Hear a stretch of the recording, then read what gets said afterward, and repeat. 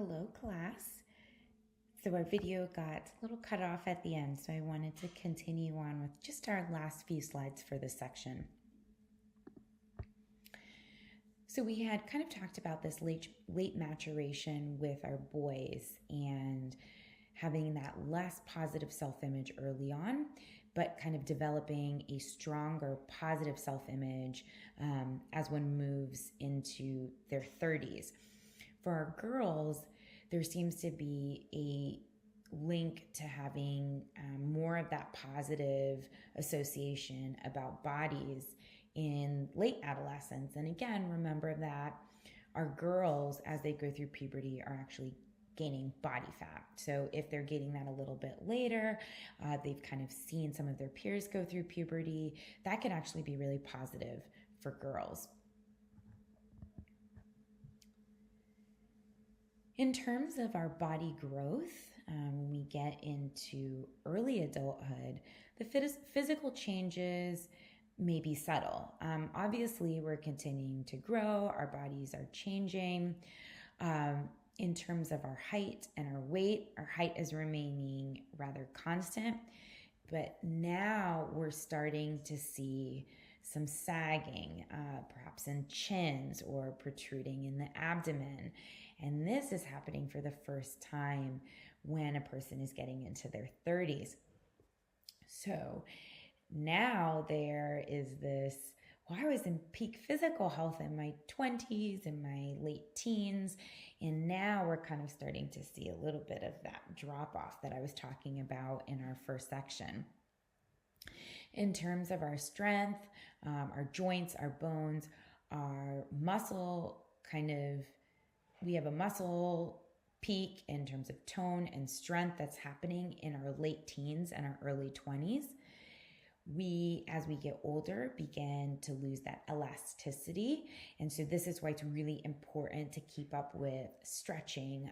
Yoga has been something that has been touted frequently in terms of research.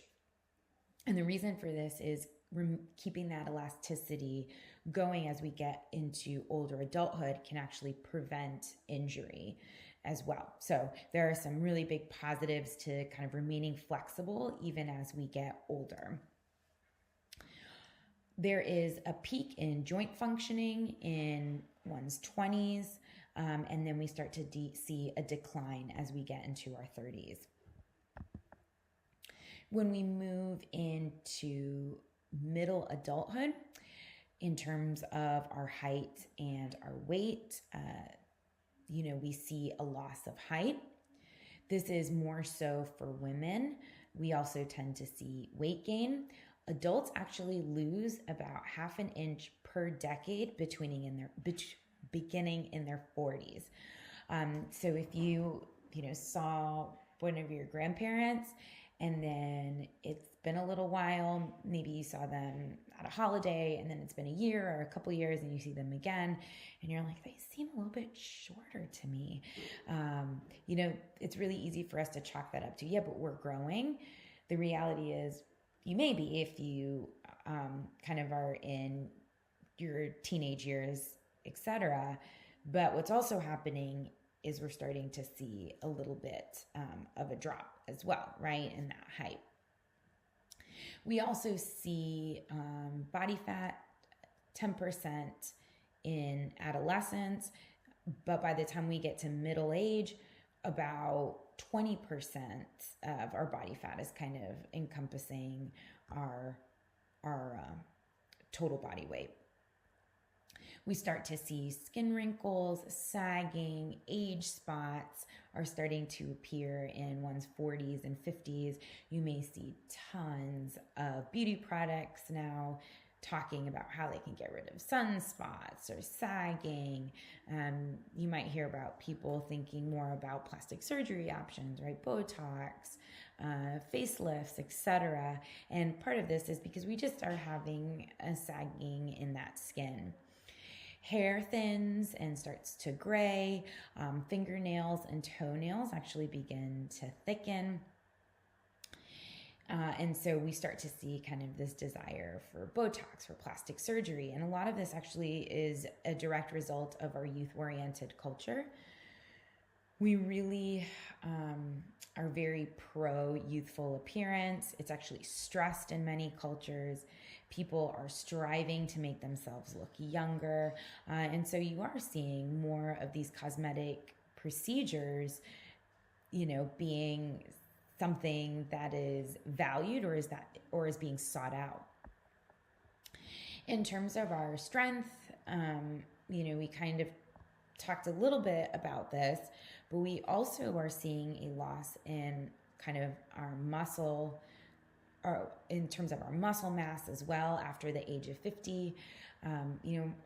My dad has helped me move, I don't know how many times, but after I moved from my postdoc, I just remember him saying, I don't think I can do this anymore.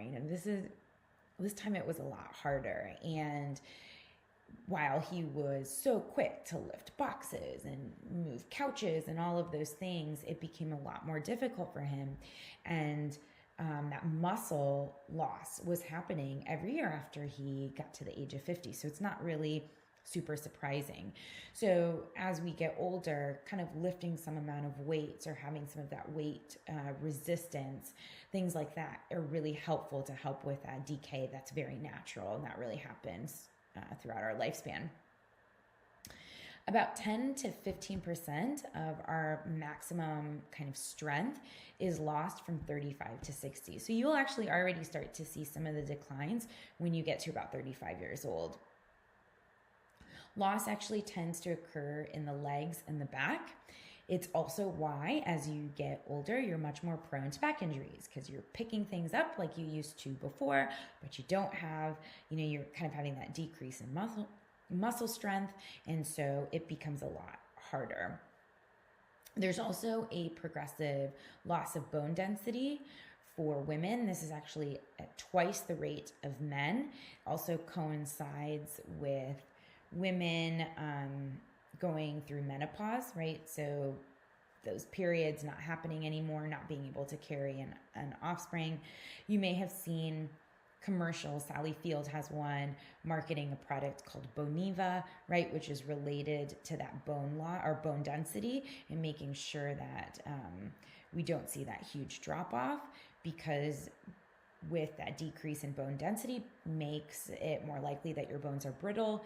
So this is why you hear an older person fell and they broke their hip, but you've fallen many a times, right?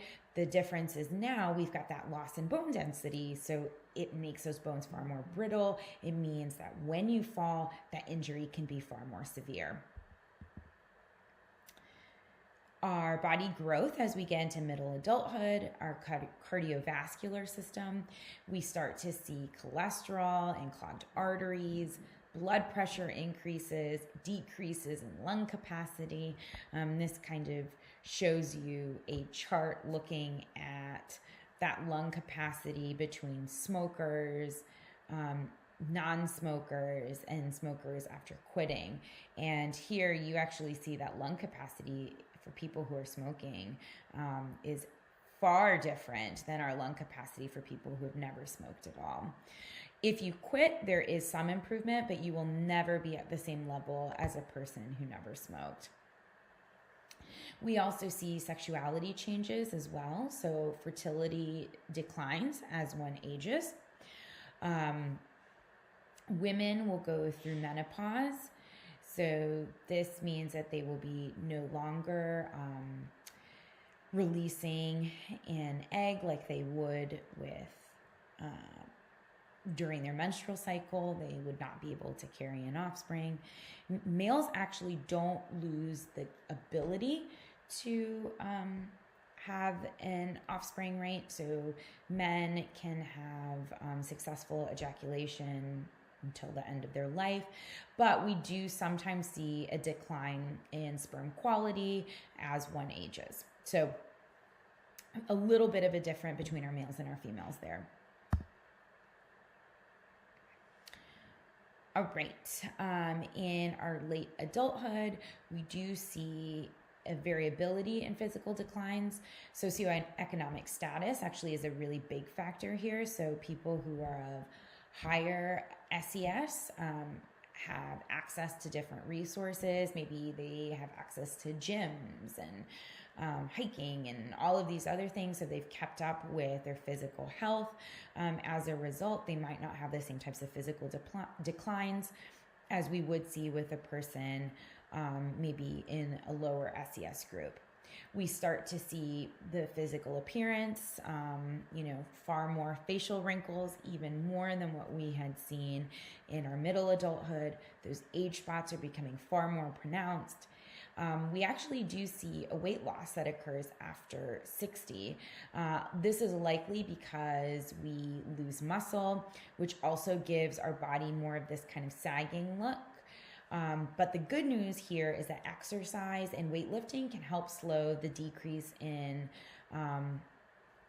muscle mass and actually improve the older adult's body appearance. So, working out is still really, really beneficial even as we age. In terms of our circulatory system, we have increased blood pressure. This can be linked to chronic health conditions and ultimately to the longevity of our life. Okay, so this kind of gives you at least a pretty good overview of the first part of our chapter. We still have some material related to sleep as well, which we can talk about in class, or you can also take a look at in your PowerPoint slides as well. All right, so we'll go ahead and end with that. If you have any questions, please, as always, feel free to reach out. I'm more than happy to answer them. Have a great rest of your day. Bye-bye.